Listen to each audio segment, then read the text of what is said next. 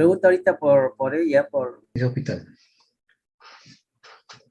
En esta reunión vamos a revisar un tema muy importante, que es cómo abordamos a un paciente en la parte inicial, un paciente que tiene trauma, ¿no?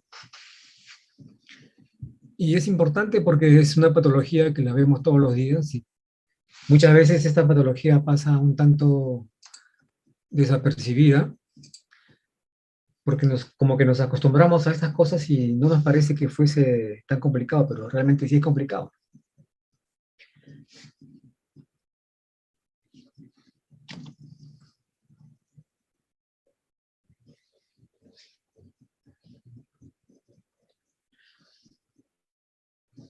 El trauma existe junto con la evolución del hombre en el mundo, ¿no? Desde la época prehistórica, se describen que hay lesiones que se han encontrado, por ejemplo, en cráneo, en cara, por lucha entre dos personas, y hay fracturas y lesiones y complicaciones y muertes asociadas al trauma, ¿no? Entonces es una patología que existe desde muy antiguo y actualmente el número de lesionados por trauma es cada vez mayor, ¿no? En todo el mundo.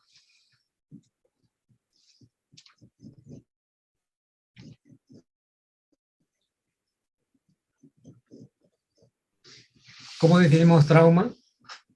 Son lesiones, estas son severas, que se pueden producir en el organismo y es debido a una exposición abrupta a un tipo de energía, ¿no? Esta energía puede ser de tipo mecánico, por ejemplo, una colisión de un vehículo con a 200 por hora, térmico, quemaduras. Hemos visto en nuestro país cómo ha habido lesiones por quemaduras algunos meses o años anteriores, en que producían lesiones severas y muerte. Puede ser una energía eléctrica la causante del trauma, una energía tipo químico, una radiación, y que pueden alterar tanto la fisiología como la anatomía de los pacientes. Y estas lesiones que produce el trauma pueden ser lesiones visibles, que yo las puedo ver a simple vista, o son lesiones que no las puedo ver y son lesiones internas, que tengo que yo que investigar porque probablemente puedan complicar a un paciente. Y pueden ser a veces complicadas, pueden ser complejas, pueden ser extremadamente complejas, es variado esto, ¿no? Siempre es importante buscar el mecanismo de lesión. Cuando ustedes tengan un paciente que llega a su sala de emergencia, importantísimo es el mecanismo de lesión. ¿Qué pasó? Se ha quemado, se ha electrocutado, ha tenido una herida por proyectil de arma o fuego, ha tenido una herida por arma blanca, se ha caído de altura y no se le dio el paracaídas, ha sido una agresión externa con otro sujeto contra su puño, o ha sido una agresión con un objeto contundente, una madera o un fierro. Todos ellos son ejemplos de trauma y hay que buscar el mecanismo de lesión, ¿no? Porque el mecanismo de lesión va a ser importante para sospechar las probables alteraciones que pueda tener anatómicas, fisiológicas este paciente, y detectarlas a tiempo va a ser importante para que no se nos vaya a complicar el paciente.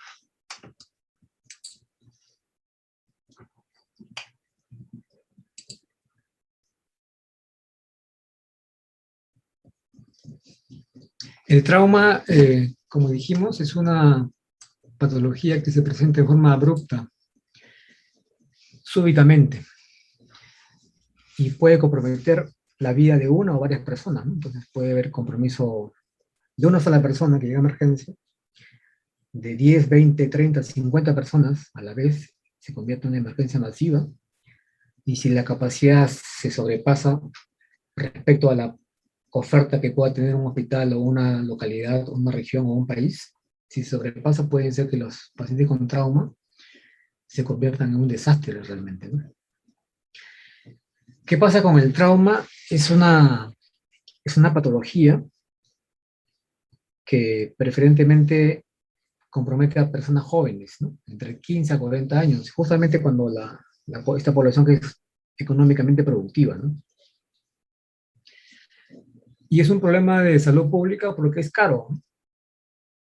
Porque tiene una alta tasa de mortalidad y porque los gastos que van a producir esta mortalidad son altos, ¿no? Un paciente con trauma puede quedar con lesiones discapacitantes temporales o permanentes, ¿no? Y si esta persona es productiva, su discapacidad va a hacer que la producción que contribuye a la economía va a disminuir, ¿no? Por tanto, es una enfermedad, el trauma es una enfermedad que cuesta mucho, es caro, ¿no? Requiere mucho examen clínico, laboratorio, imágenes, cirugías, cuidados intensivos, rehabilitación, recuperación, es todo un proceso, ¿no? Entonces los costos son muy altos, ¿no? De atención de los pacientes con trauma, y esta enfermedad, pues, se ha convertido en lo que se llama una epidemia silenciosa en los tiempos modernos, ¿no? Ha existido de toda la vida, pero últimamente, en los últimos años, con la revolución, la industrialización, la globalización, la tecnología, ultra tecnología que tenemos, se vuelve con casos más frecuentes de trauma a nivel mundial.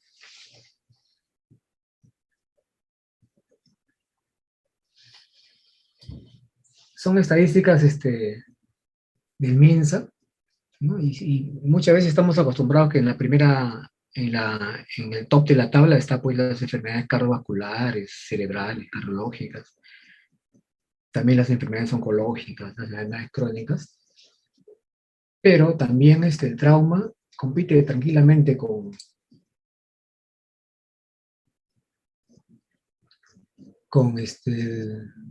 estas patologías que teóricamente son más frecuentes, ¿no? Y el trauma es tan frecuente que está entre las primeras 5 causas de mortalidad en el país, y probablemente sea la primera causa en población joven, ¿no?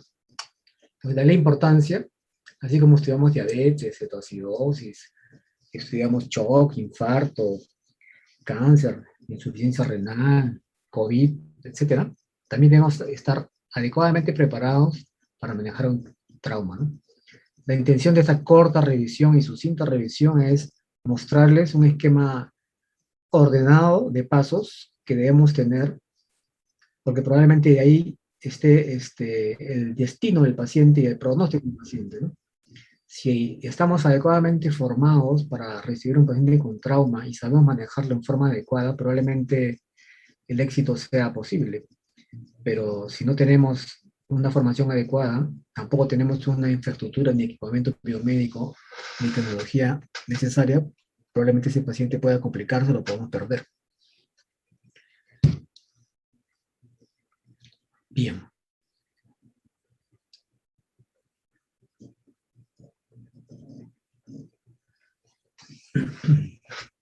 En cuanto al manejo del trauma, a nivel mundial ha habido ya manera de ordenar los pasos del manejo. Lo que vamos a continuación a desarrollar es un mini resumen del manejo que se hace en trauma, basados en las guías americanas del ATLS, ¿no? Hacia la década de 60 no había ningún criterio uniforme de manejo del trauma en el mundo, ¿no? Pero ocurre que en el año 1976, esto es un poquito de historia, un médico americano está haciendo un viaje recreativo con su familia, esposa e hijos, en su avioneta privada, y esta sufre un desperfecto y cae, ¿no? Cae en una zona desolada. Entonces hubo fallecidos y lesionados severos. El doctor sobrevivió con uno de sus hijos. Y saben que en Estados Unidos tienen un sistema prehospitalario desde hace muchas décadas que es bastante operativo y puede acercarse al foco del evento en forma rápida para tratar de disminuir temor de mortalidad en estos pacientes. Entonces el sistema de atención prehospitalaria se acercó al foco y lo que pasó es que hicieron cosas bien y cosas mal según el parecer de este doctor, ¿no?, que tuvo el accidente. Entonces él, luego del accidente, ya en su rehabilitación, empieza a describir y a escribir un manuscrito en los cuales indica qué cosa estuvo bien hecho, qué cosa estuvo mal hecho y qué cosas debió no hacerse y debe quedarse como un precedente para que no se repita y no produzca lesiones discapacitantes temporales o permanentes a la muerte de un paciente, ¿no? Es así que este doctor presenta este manuscrito al Colegio Americano de Cirujanos y es que allí sale un capítulo del manejo del trauma, el capítulo de cirugía, y ese capítulo da a pie para que en el año 1978 se forme el primer curso de ATLS. ATLS son las siglas de área avanzado, T de trauma, L de vida en inglés, y ese es el soporte, ¿no? Entonces el ATLS es el soporte de vida avanzado y trauma. Ese es un curso que nace en ese año en Estados Unidos, y es un curso que en un par de años allá mismo se difunde ya en muchos de los estados de los Estados Unidos, valga la redundancia, ¿no? Y luego ya en la década del 80 empieza a exportarse este curso a varios países del mundo, sobre todo América. Al Perú también posteriormente llegaría, ¿no? Actualmente se dictan cursos de ATLS en todo el mundo. Perú es una de las sedes en la cual también se dicta el ATLS. Está a cargo del médico de cirugía y muchos de los médicos, mejor dicho, todos los médicos que trabajamos en emergencia, deberíamos tener en forma obligada el conocimiento del ATLS, si es que no tenemos la oportunidad de llevarlos. Son cursos que te encierran 3 días, te exigen muchísimo, te estresan y son pagados. Te dan un libro de, creo que son 400 páginas que tienes que leerlo. Pero lo importante es que te ordena los pasos a seguir para poder manejar adecuadamente un trauma, ¿no? Muy interesante ese curso, cada 2 años se edita en el país. Y quienes trabajamos en emergencia, obligatoriamente tenemos que llevar este curso, ¿no? Ese curso es dirigido solo para médicos, exclusivamente de médicos. ¿Cómo es en el país? Bueno, para empezar, que no tenemos un sistema único de emergencias, no tenemos una central única de emergencia, nuestra medicina prehospitalaria es muy pobre, nuestros hospitales, solo los grandes hospitales tienen acceso a imágenes y cuidados intensivos a las operaciones. Lamentablemente la periferia es pobre en Lima y menos aún es en provincia, ¿no? Simplemente pensemos la carretera Panamericana Norte y Panamericana Sur, que probablemente muchos de ustedes conocen, que tienen miles de kilómetros, y nos preguntemos si los centros hospitalarios de Chancay, los centros hospitalarios de Arequipa, el de Piura, el de Máncora, el de Tacna y el de Tumbes, si los centros hospitalarios que están alrededor de la carretera están adecuadamente preparados con personal que maneje trauma, que tenga equipamiento biomédico y estudios de imágenes y laboratorio y demás, para eso. Entonces probablemente la respuesta es muy pobre aún en el país esto. Entonces es un tema por desarrollar, es un tema por discutir, por plantear. Trauma es algo importante, saber manejarlo. Todos los días van a haber trauma. Simplemente cojan el periódico, el diario de hoy día, y van a ver accidentes de automóviles, heridas de bala, cuchillo, terremoto. Los terremotos, los sismos seleccionan a los pacientes con trauma porque a consecuencia del movimiento sísmico las paredes caen y la infraestructura cae y y el trauma, o sea, el trauma mecánico que produce aplastamiento y lesiones y fracturas y muertes es lo que puede producir la muerte y mortalidad en los pacientes con sismos, por ejemplo, ¿no? Entonces, prendan el noticiero más tarde que van a igual, accidente, la moto, la taximoto que se chocó hace 2 días o ayer creo en Ate, el camión que se volteó, el ómnibus que se volteó acá en Matucana hace fines de agosto. Todo eso constituye trauma, ¿no? Entonces es una noticia de todos los días y a veces nos acostumbramos a estas noticias, pero realmente el número de casos es altísimo. Entonces en el país actualmente sí ya se dicta salud, cuando era antes llamado IPSS, que era salud antes, Empezó con unos capítulos de trauma, vi la escuela de emergencias en IPSS. Actualmente en el salud hay capacitación permanente del ATLS para los médicos que trabajamos allí. Quienes recibimos al paciente con trauma tenemos que obligatoriamente manejar en forma adecuada. Y una manera de hacerlo es con la ATLS, ¿no? Pueden hacer ustedes el curso que quieran, pero la recomendación del curso y a las guías americanas es la ATLS. Actualmente en el país sí se dictan el curso de ATLS y también hay un curso accesorio que es el manejo del trauma a nivel prehospitalario, ¿no? Prehospitalario es otro mundo. El curso prehospitalario están las siglas allí, es el PHTLS, ¿no? Es el pre-hospital. Igual lo demás es trauma, vida, soporte, ¿no? Entonces actualmente en el país se dicta el PHTLS, que es el pre-hospital, y la TLS, que es el curso hospitalario para médicos. El PHTLS no solamente es para médicos, puede ser para médicos, licenciados, personal que trabaja en prehospitalario, ¿no? Actualmente están llevando curso este fin de semana, se llevó el curso de uno de los cursos de PHTLS en Lima.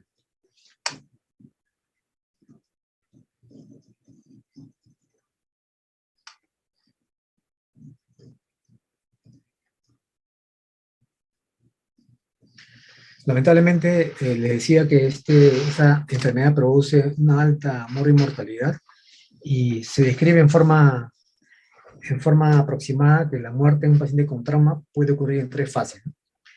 En una primera fase, cuando no hay nada que hacer, la lesión es tan grave que es imposible salvar a un paciente. Ejemplo, un trauma cerebral con exposición de masa encefálica en forma importante, nada que hacer, ¿no? Una sección espinal de médula a nivel muy alto, una ruptura cardíaca, una ruptura aórtica, son lesiones incompatibles con la vida. Lamentablemente el paciente va a fallecer en los próximos segundos, ¿no? En la segunda fase son lesiones que no son tan graves, pero nos pueden dar algo de tiempo para actuar con el paciente. Entonces, estas lesiones que ocurren en esta fase, llamada segunda fase, son entre los primeros minutos y las primeras horas. En forma sistemática se dice que esta es la hora dorada del trauma, ¿no? En esta segunda fase yo puedo hacer algo por ese paciente. Si aplico bien mi ATLS, probablemente pueda disminuir la mortalidad de este paciente. Ejemplos de lesiones de trauma que puede ocurrir en una segunda fase y en la cual yo puedo hacer algo todavía. Ejemplo, hematoma subdural, hematoma epidural, ambos a nivel yuxtadural cerebral, hemoneumotórax, puedo hacer algo. Si no hago, si es severo, puedo perder al paciente. Una fractura de pelvis también es peligroso.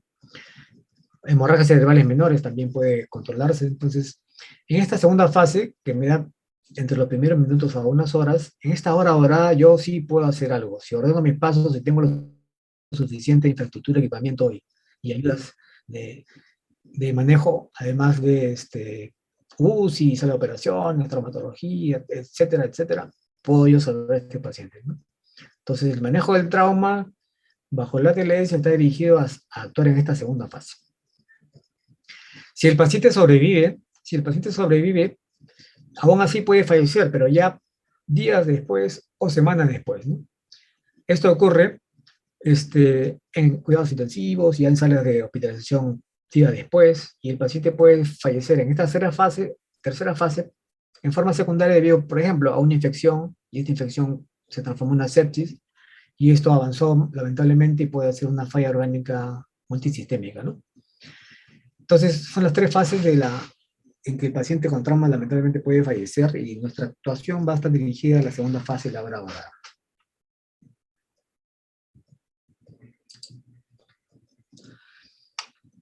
Algunas imágenes del trauma. Hace poco, bueno, a nivel internacional se recordó el 11 de septiembre, y ustedes recordarán pues cuando se vio la noticia, algunos la vimos la noticia en vivo, cuando los aviones colisionan con las Torres Gemelas en Manhattan. Produjo trauma, ¿no? O sea, lesiones de diverso tipo en miles y miles de personas, aparte de miles y miles de fallecidos, ¿no? El terremoto de Haití en esta imagen central superior, que ha sido en agosto. Recordarán aquel camión de gas que transportaba gas licuado de petróleo en ese tanque que tuvo fuga y produjo una deflagración con múltiples quemados y fallecidos en Villa El Salvador, ¿no? La imagen de inferior media, en la que cuando hubo movilización social por protestas de la población contra el gobierno, un gobierno hace unos meses, también hubo lesiones, hasta fallecidos. Y esta es la derecha última, inferior, el accidente de Matucana, que hace poco ha sido perdón, un ómnibus con más de 50 personas, muchos fallecidos. ¿Se imaginan si este accidente ocurrió en Matucana? El hospital de Matucana, no sé si lo conocen, ¿cuántas camas tiene disponibles? ¿Cuántos médicos hacen guardia? ¿Cuántas enfermeras tiene? ¿Tiene tomógrafo? ¿Tiene sala de operaciones? ¿Tienes paquete globular para sangre? Probablemente la respuesta sea no, ¿no? Ya, entonces no es Matucana, vamos a Chosica. ¿Conocen el hospital de Chosica? Pequeño. ¿Cuántas camas tiene? ¿Tiene UCI? ¿Tiene tomógrafo? ¿Sus médicos saben ATLS, ACLS, BLS, PHTLS, todos los signos? No sé. Es otro tema para desarrollar. Bien, vamos a la parte central de la revisión, ¿no? Entonces, ¿cómo se maneja en forma inicial el trauma? ¿No? Tiene esos elementos que están listados ahí, son los pasos que debemos seguir, ¿no? Primero, primer punto, preparación, lo que estamos haciendo ahora, ¿no? Que ustedes lleven un curso en pregrado de medicina de emergencia y toxicología, importante, importante. Que dentro del subcurso se toque un tema como el trauma, muy importante. Ya le dijimos que probablemente dentro de las primeras causas de muerte y mortalidad, y quizás en la población joven es la primera causa. Entonces estamos preparando, ¿no? Entonces, prepárense. Pronto van a ser ustedes internos, pronto van a ser ustedes serums, y muchos de ustedes van a ir a zonas alejadas donde van a enfrentar pacientes con trauma, ¿no? Y van a tener que manejarlo según las condiciones que... Segundo, triaje. Siempre todo paciente va a pasar por triaje. Tercero, acá es la parte principal, el survey también llamado de evaluación primaria. El survey o evaluación primaria son las 5 letras en mayúsculas, las primeras 5 letras en mayúsculas del abecedario, el ABCDE. Son 5. Vamos a desarrollarlas después. El siguiente paso es reanimación, porque yo puedo hacer muy bien mi ACD, pero tengo que reanimar, hay algo que reanimar después. Como quinto punto, hay unos anexos a la revisión primaria y reanimación. Luego, considere usted la necesidad de trasladar al paciente a un centro de mayor resolución según su capacidad secundaria. ¿Qué cosa es? El survey primario, el ABCD es rapidísimo pero seguro. En cambio, el survey secundario ya es más lento, porque tú vas a examinar de cabeza los pies, te vas a detener en la cabeza, examinas cabeza, cuello, abdomen, todo, en busca de lesiones. Luego vendrán los anexos de la revisión secundaria, el paciente se monitorizará siempre de forma continua posterior a la reanimación porque puede nuevamente desestabilizarse. Y finalmente los cuidados definitivos, que pueden ser en cuidados intensivos, sala de operaciones, sala de quemados, etc. En el manejo inicial es importante, esta evaluación y tratamiento inicial es importante, que lo hagamos bien, porque probablemente ahí está el pronóstico y destino del paciente, ¿no? Y el manejo del trauma en la hora dorada es la que le vamos a dar mayor énfasis, ¿no? El ATLS está dirigido a eso. Empecemos con el ABCD, las 5 primeras letras del abecedario. A, vía aérea. Siempre la A de vía aérea en trauma va junto con inmovilizar la columna cervical. Entonces, en vía aérea, ustedes tienen que tener la vía aérea permeable, tienen que inmovilizar ese cuello con un collarín, colocarán ahí, si es necesario, un tubo orofaringeo, de repente van a tener que intubar, etc. Siempre la letra A es vía aérea. Si no permeabilizan su vía aérea, no pueden seguir con la letra B, que es ventilación. En la ventilación, mira, pues, inspecciona, palpa, percute, ausculta, porque puede detectar lesiones allí, en la letra B, puede detectar una hemotórax a tensión. ¿Cómo es? La amplexación está alterada en el lado derecho, a la palpación hay dolor, a la percusión hay timpanismo, y a la ocultación no pasa el murmullo, ¿no? La venas yugulares incurgitadas, neumotórax a tensión clínicamente detectado es igual a neumotórax a tensión tratado. Segundo espacio intercostal, línea media clavicular, por encima del borde superior de la costilla inferior, se coloca siempre ahí un catéter corto, que puede ser un Avocat 14, para producir la salida del aire que está comprimiendo ese pulmón. Y si no lo descomprimo, shock obstructivo, muerte. Ojo. ¿No? Pueden encontrar también un hemotórax masivo, la percepción alterada, a la palpación dolor, a la percusión, ya no hay timpanismo, hay matidez, líquido. ¿Qué líquido es en trauma? Sangre. La ocultación no pasa el murmullo.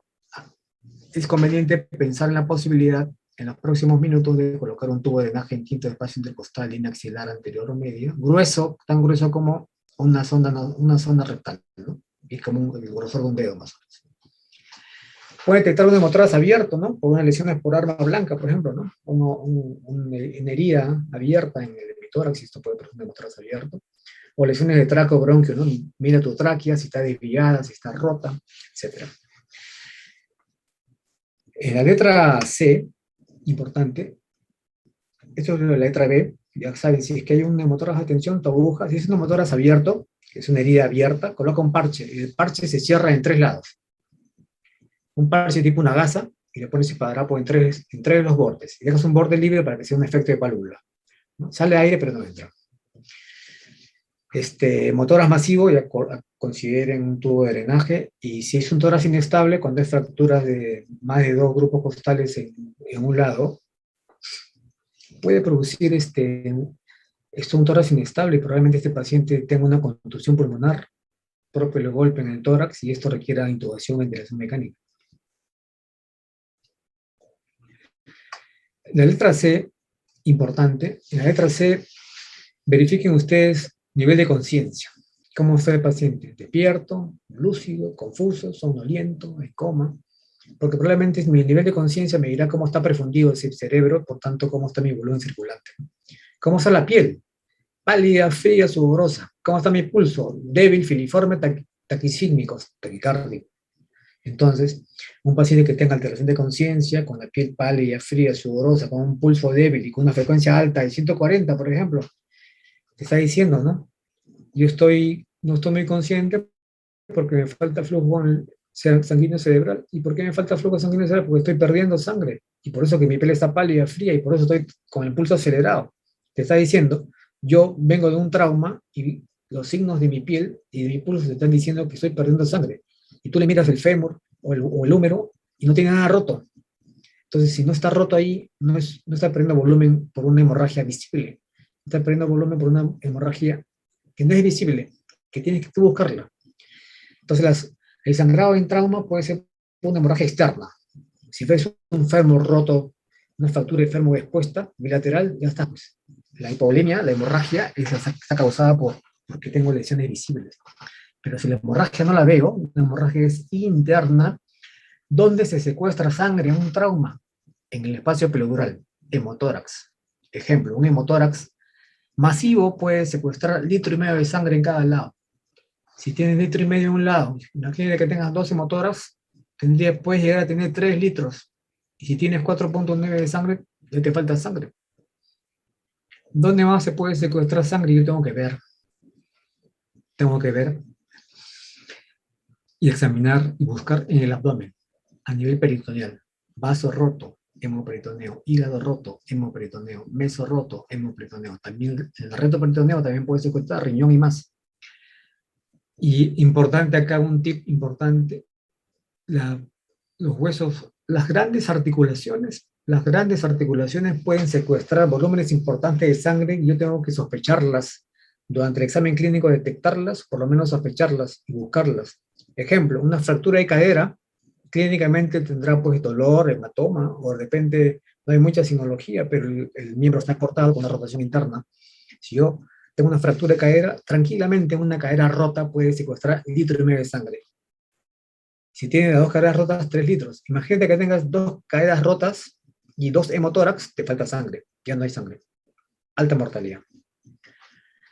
Importante en la letra C ir pensando, buscar siempre dónde está la pérdida de volumen. Inmediatamente en la letra C ustedes tienen que colocar 2 vías periféricas cortas, AUCAT 14 por lo menos, en miembros superiores, para administrar volumen. ¿Qué volumen? Cristaloide. ¿Qué cristaloide? Cloruro de sodio. Y aprovechen, mientras van colocando la otra vía venosa periférica, por ahí van ustedes a tomar muestras de sangre para laboratorio, sangre venosa, ¿no?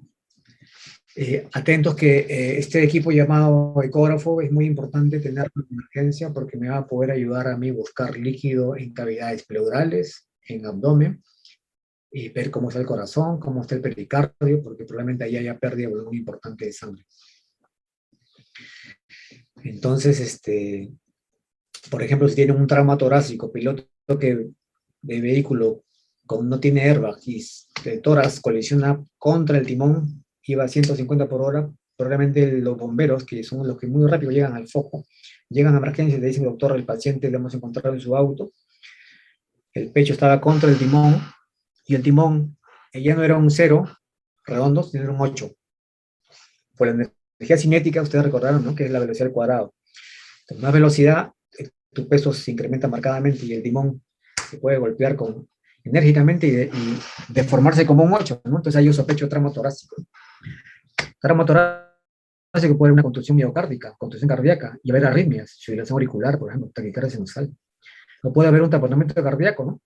Los ríos cardíacos están débiles, le tomas un electro, están los complejos pequeños, está hipotenso, ocultas y casi no se escuchan los ríos cardíacos, ¿no? Yugular ingurgitada, de repente un taponamiento cardíaco, tratamiento es una pericardiocentesis en ese momento. Entonces, en la letra C, piel, pulso, sospechen dónde está la pérdida de sangre, externa o internamente, tengan su ecógrafo a la mano, lo vamos a usar, 2 vías periféricas, coloquen cloruro de sodio y atento que probablemente requiera sangre. En la letra D, hacemos la letra D, una vez que hemos terminado la letra C, un examen neurológico sencillo, rápido. Más o menos el ABC que hemos mencionado previamente, debería tomarme unos 10 segundos, ¿no? Algo rápido. O sea, en 10 segundos yo debo tener una idea aproximada de cómo está mi ABC. Si el paciente te habla, tranquilo, lúcido, tranquilo, tú también. Me habla, vía permeable, está lúcido, la C está bien, y si me habla y mira cómo respira bien, mi ABC está bien, me demoro 10 segundos más o menos. Pero si el paciente viene inconsciente, si el paciente respira mal, si el paciente está con la piel pálida, uy, el ABC en 10 segundos digo, este paciente está mal, me preocupa mucho, muy preocupado. En la letra D ustedes hagan un examen neurológico, sencillo, rápido, Glasgow, hagan su Glasgow. ¿No se acuerdan? Está pegado en la pared ahí en los hospitales, o en su celular buscan escala de coma de Glasgow, los 3 parámetros para que puedan ustedes tener una aproximación. Pero vos pensé cuando el Glasgow está menor o igual a 8. Menor o igual a 8, probablemente requiera intubación. Vean las pupilas, rápidamente las pupilas, se resonan a la luz y sobre todo el diámetro. Si están las isocóricas ambas, tranquilos. Me preocupo cuando uno está grande y no está pequeña, como ven en la imagen. Anisocoria, paciente con trauma y TEC, probablemente es una lesión, tipo de hematoma epidural, que es inmediato, es masiva, el paciente puede morir, en tu nariz y puede morir.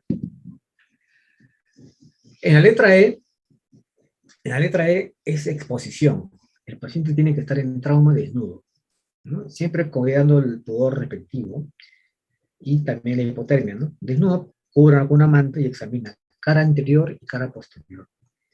¿A quién se le va a ocurrir buscar una herida de bala en la zona mastoidea izquierda de un paciente que tiene cabello largo y por eso está inconsciente?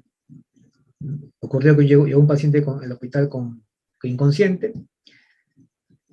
no se sabía la glucosa, todo nada. Venía traído por bomberos, va al tomógrafo y en el tomógrafo se detecta que tiene una bala. Se ve una imagen ovoidea de hipertensa que era una bala. Proyectil de arma de fuego.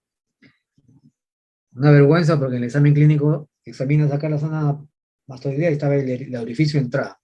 El orificio de entrada de la bala tienes que detectar en el examen clínico. El examen clínico es completo, rápido y dirigido, sospechado. En la letra E, exposición del paciente para examinar cara anterior y cara posterior, evitando hipotermia. Una vez que han hecho el ABCDE, que es rápido, el exurbe primario, evaluación primaria, ahí se muestran algunos adjuntos a la evaluación primaria que ustedes tienen que hacer y colocar y utilizar en todo paciente con trauma, ¿no? Electrocardiograma. Puede haber taponamiento cardíaco, complejos pequeñitos en el electro, puede haber arritmias por la contusión cardíaca, pulso oxímetro siempre, ¿no? Me va a decir cómo está ventilando ese paciente, cómo está oxigenando, importante. Si pone monitoreo de CO2, en algunos centros tenemos monitoreo de CO2 con capnógrafo. Su frecuencia ventilatoria, gases arteriales siempre. Me olvidaba, en las pruebas de laboratorio que se toman en la letra C, ¿se acuerda que se ponían dos vías periféricas? Una cloruro de sodio y la otra aprovecho y tomo muestra de sangre mientras no pongo el siguiente cloruro.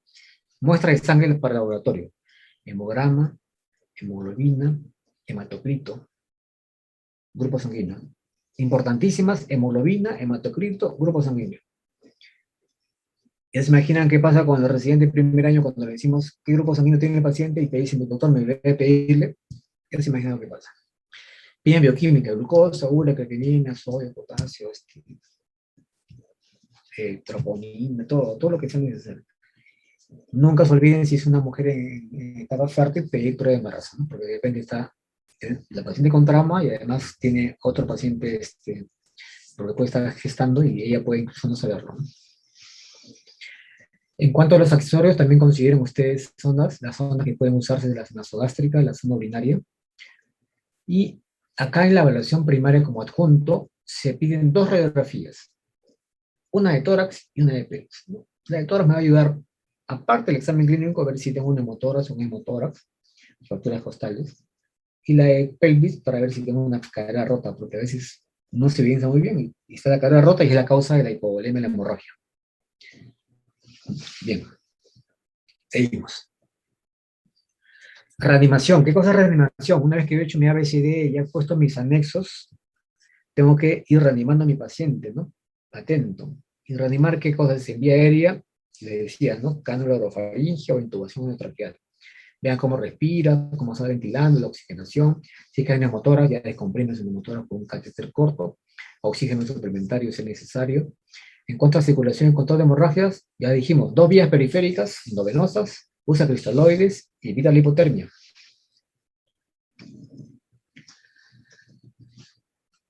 Una vez que ustedes han reanimado,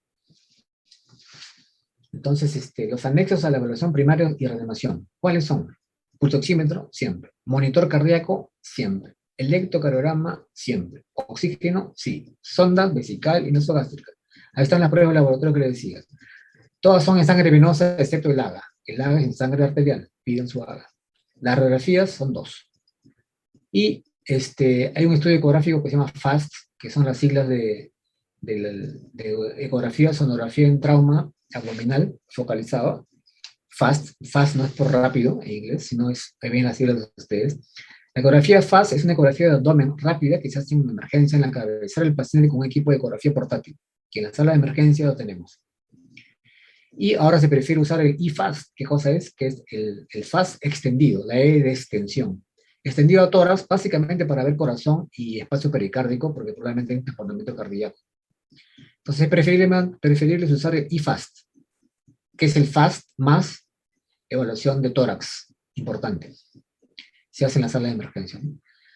No se usa mucho ya, pero también se describe que se puede usar el lavado peritoneal diagnóstico, que es hacer una incisión a nivel umbilical, una pequeña incisión para introducir un catéter y luego con un equipo binoclisis se infunde solución salina, más o menos a 10 mililitros por kilo del paciente. Y es como que el cloruro pase, como que enjuaga el peritoneo y luego se baja el frasco y regresa, ¿no? Si regresa sanguinolento o sangre, confirmado, ¿no? Es un trauma abdominal cerrado con hemorragia a nivel hemoperitoneo. Y si no se evidencia en forma macroscópica, se va al laboratorio ese líquido que han extraído del abdomen, como que lo han jugado, y el laboratorio les va a decir unos valores, y ahí ya ha establecido cuándo es un sangrado en cuanto a hematíes por ya tablas. Bien. Luego que han hecho todos esos pasos previamente ustedes, vas a considerar de repente donde estoy yo, es un centro con baja resolución y este paciente requiere manejo avanzado, considerarás transportar a tu paciente a un centro de mayor resolución. Acá se nombran las poblaciones especiales. Tengan mucho cuidado, porque ellos son diferentes a los adultos jóvenes. Los niños, las embarazadas, los adultos mayores, los obesos, los deportistas, ¿no? Los deportistas, acuérdense que hacen bradicardia, aquellos que son deportistas de élite son bradicárdicos, ¿no? Y pueden estar con frecuencia cardíaca normal, pero esa frecuencia cardíaca de 80 o 90 para él ya es taquicardia, porque él es bradicárdico de 50, por ejemplo, ¿no? Atento a eso.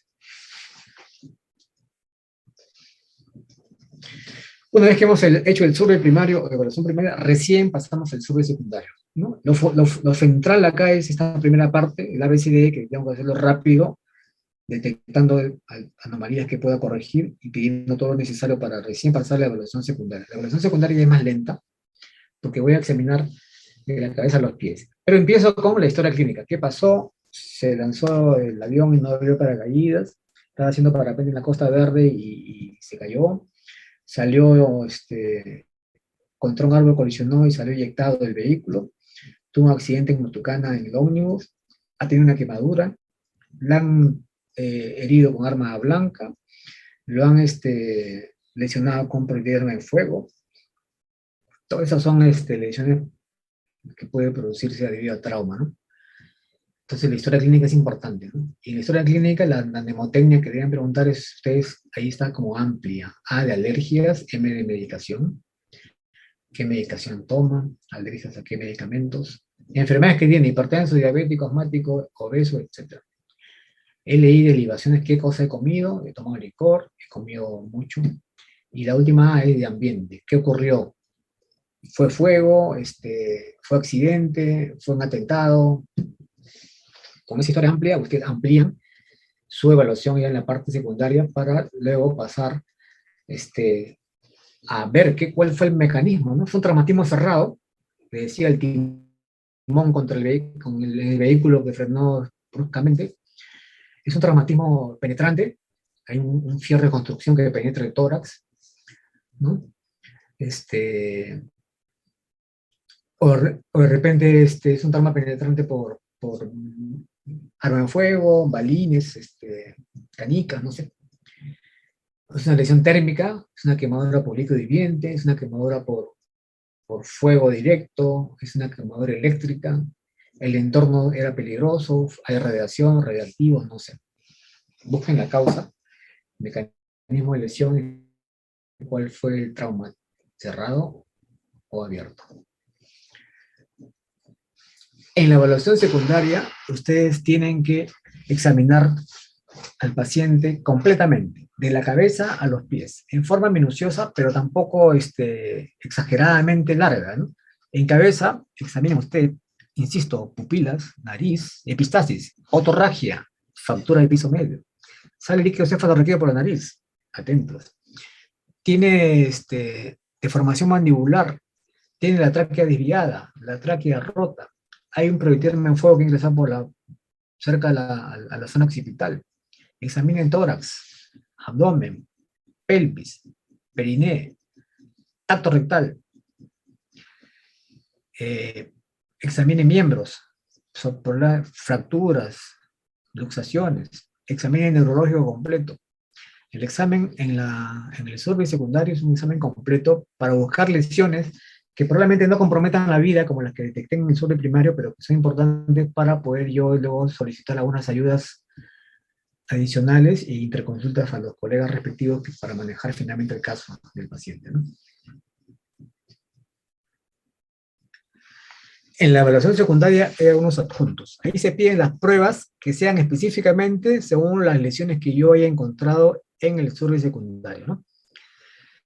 Estas deben hacerse una vez que ustedes hayan examinado completamente al paciente y ya lo tengan más o menos estable. Entonces, las pruebas que yo voy a pedir son dirigidas. Si yo veo una deformidad en la muñeca con mucho dolor, sospecho una fractura de coles radiocubital, le pediré una radiografía de muñeca. Si yo veo que el paciente tenía un traumatismo encefalocraniano, está con pupila anisocórica, le pediré una tomografía cerebral. Si el paciente tiene sospecha cualquier lesión que comprometa por encima de las clavículas y además pudiese haber compromiso de conciencia. O sea, todo paciente en trauma que tenga compromiso de conciencia o la lesión es por encima de las clavículas, cara, cabeza, cuello, tienes que sospechar que tenga una lesión de columna cervical. Por tanto, tienes que pedir aquí una radiografía de columna cervical. Importante. ¿No? Y las endoscopías, que puede ser endoscopía, broncoscopía, fotografía, varias pruebas que pueden ser necesarias, ¿no? Porque a veces la próstata no se palpa y está con la uretra rota, ¿no? Entonces es peligroso. Entonces, siempre la evaluación secundaria se piden las pruebas que no se pidieron en la primaria según lo que tú hayas encontrado y posteriormente pedirás evaluación por los colegas según las zonas lesionadas. En la reevaluación del estudio secundario, siempre los signos vitales controlados por monitor, la saturación de oxígeno, importante, diuresis del paciente. Y pasará luego a un tratamiento definitivo, ¿no? Esto depende, pues, de la fisiología del paciente, qué lesiones se han producido en la anatomía, cuál es el mecanismo de lesión, y si hipertenso, diabético, asmático, COVID, etcétera, y qué factores pueden alterar el pronóstico, ¿no? En cuanto a las lesiones que puedan producir, ¿no? Y la transferencia puede ser interhospitalaria, cuidados intensivos, según lo que corresponda, sala de operaciones o una sala de hospitalización común, depende del tipo de paciente, o una sala de quemadas, por ejemplo, que tenemos muy pocas en el país. En el survey secundario, siempre reevalúa, no te confíes, atento a tu paciente, considera trasladarlo, porque el traslado puede ser incluso de otra provincia o a otro país, si corresponda, ¿no? Para el tratamiento definitivo, ¿no? Ahí están trasladando a un paciente por vía aérea de alguna zona del país, Cajamarca, Cusco, Quillabamba, el hospital naval, en Asia, con el helicóptero. Es un poco de algunas cosas que también hacemos en la parte privada para escuchar a nosotros. El manual del ATLS que lo tienen en su curso es el manual básico para nosotros. Lo que he mencionado en esta charla ha sido un resumen dirigido a la parte central de manejo del trauma. Y les dejo finalmente con esta reflexión del doctor Nicolas Sen, que es un cirujano americano, y lo que él decía es que el destino de los heridos yace en las manos de aquella persona que aplica la primera gasa. Entonces, formémonos adecuadamente para poder recibir a nuestro paciente con nuestra ciencia en el cerebro, con nuestras habilidades en las manos y con la actitud respectiva que tenemos que tener para un paciente. El paciente que llega a emergencia y está en la camilla y está grave, y si está consciente, probablemente te mira a ti como una esperanza de vida. Y tenemos nosotros que retribuir nuestra excelente formación que hemos tenido como médicos, aplicando todos nuestros conocimientos, nuestra destreza, nuestra actualización, con la finalidad de disminuir su morbo y mortalidad en este paciente. El paciente tiene mucha esperanza, ¿no? Te mira como su salvación. Y estemos a la altura, pues, ¿no? Manejemos trauma. Es tan importante como manejar un shock o manejar un paciente con neoplasias. Ya les va a tocar cuando estén como internos o externos o residentes o servimistas. Van a ver lo importante que es saber manejar trauma. Todos deberíamos saber manejar adecuadamente en mi país. Y todas nuestras salas de emergencia diseminadas en el país deberían tener el centro de trauma. Lamentablemente no tenemos ningún centro de trauma en todo el país. Ocurre sí en países de primer mundo, ¿no? Estados Unidos, Europa, Alemania. Pero acá todavía no.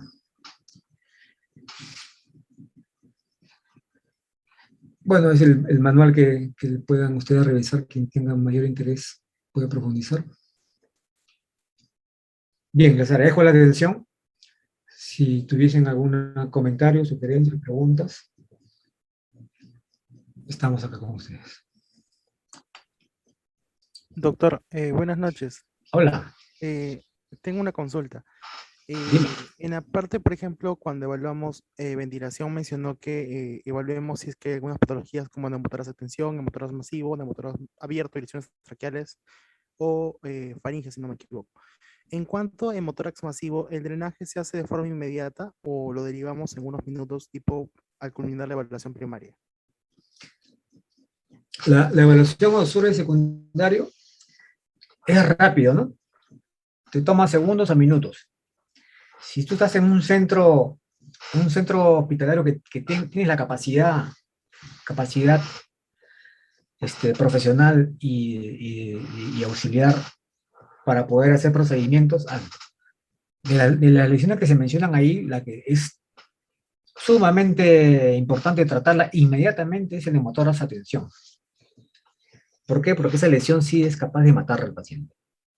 Te hace un shock obstructivo y lo pierdes al paciente. Trátala inmediatamente. El hemotórax te da cierto tiempo, Joseph. Entonces, si tienes capacidad, porque tú estás examinando y tienes otros médicos contigo, pueden simultáneamente ya el otro colega ahí colocando su tubo de drenaje en el hemotórax. Si no es así, en la evaluación secundaria, de todas maneras, ya una vez que tienes todos los estudios complementarios, se procede a hacer este tipo de drenaje. El paciente no puede esperar mucho tiempo, o sea, no es cuestión de que decirle yo voy a hacer el drenaje en 2 horas, en 3 horas, mañana, o está tranquilo, no pasa nada.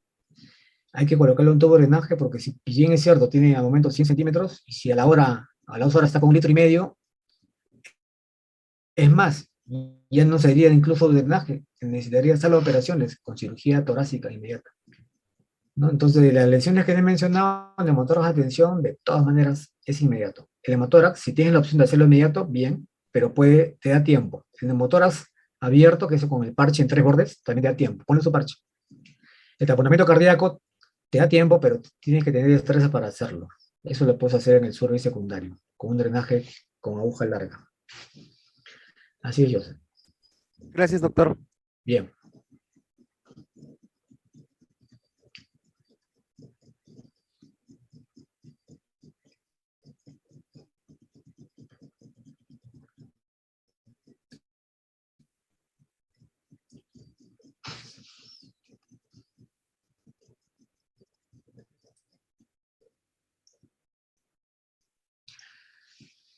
¿Alguna otra pregunta? ¿Alguno quiere compartir alguna experiencia que haya vivido, profesional, familiar, amical? Realmente el trauma es de todos los días. Van a ver la noticia más tarde o van a ver el diario de mañana y se van a acordar lo que les decía, ¿no? Trauma parece silencioso, o es silencioso, pero realmente el número de pacientes con lesiones es tremendo. Y ahora en el país que hay mucha violencia, ¿no? Todos los días hay violencia de asaltos, robos, sicariato, etcétera.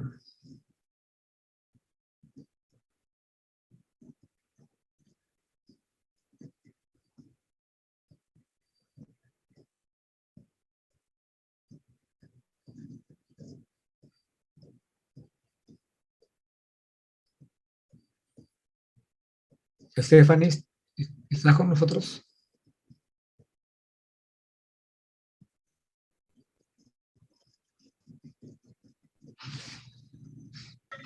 Doctor, Stephanie nos mencionó que justamente tiene problemas de red porque Ya. está llegando a Lima recién Ok. y no va a poder responder, pero que Ya. sí estuvo en la clase. Ya, Paola, entonces tú te quedas de coordinadora. Si tuviese alguna pregunta, si no, ya daríamos por terminado la sesión. Hay un comentario, Paola, alguien levantó la mano, no veo por acá. No, doctor, el chat está vacío. Ya. Nadie tiene dudas. Bien, entonces les agradezco la atención. Ahí tienen mi